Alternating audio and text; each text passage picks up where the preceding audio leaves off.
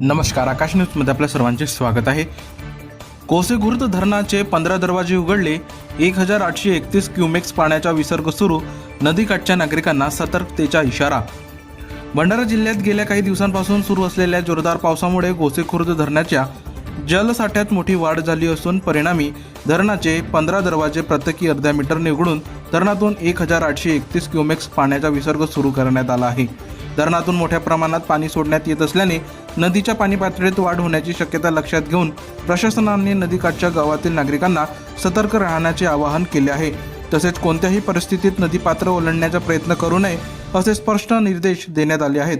याशिवाय नदीकाठील शेतकरी, मच्छीमार तसेच नागरिकांनी नदीच्या परिसरात जाणे टाळावे आणि स्थानिक प्रशासन व आपत्ती व्यवस्थापन विभागाच्या सूचनांचे पालन करावे असे आवाहन यावेळी करण्यात आले आहे.